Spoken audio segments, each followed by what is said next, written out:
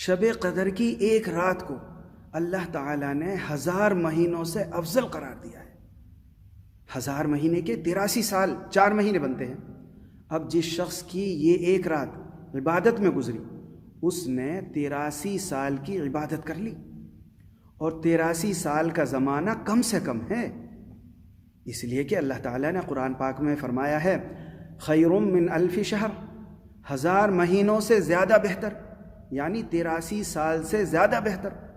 اب اللہ تعالیٰ جتنا زائد اجر عطا فرمانا چاہیں گے عطا فرمائیں گے، اس اجر کا اندازہ انسان کے بس سے باہر ہے۔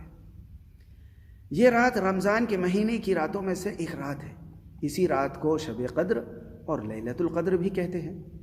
حدیث میں ہے، یہ حدیث موطا امام مالک میں ہے کہ اللہ کے رسول صلی اللہ علیہ وسلم کو جب پہلی امت کے لوگوں کی لمبی لمبی عمروں کا پتہ چلا تو اللہ کے رسول کو خیال آیا کہ میری امت کے لوگ اتنی کم عمر میں پہلی امتوں کے برابر عمل کیسے کر سکیں گے، اس لیے اللہ تعالیٰ نے آپ کو لیلۃ القدر عطا فرما دی۔ اور صحیح بخاری میں حدیث ہے، اللہ کے رسول صلی اللہ علیہ وسلم نے فرمایا جس شخص نے شب قدر میں اجر اور ثواب کی امید سے عبادت کی، اس کے پچھلے تمام گناہ معاف کر دیے جائیں گے۔ اور سنن ابن ماجہ میں حدیث ہے، جو شخص شب قدر سے محروم رہ گیا گویا وہ ساری خیر سے محروم رہا، اور اس رات کی بھلائی سے وہی شخص محروم رہ سکتا ہے جو واقعاتاً محروم ہو۔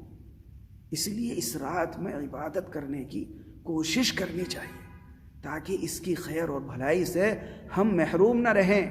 اللہ تعالی ہمیں شب قدر کی رات میں عبادت کی توفیق عطا فرمائے۔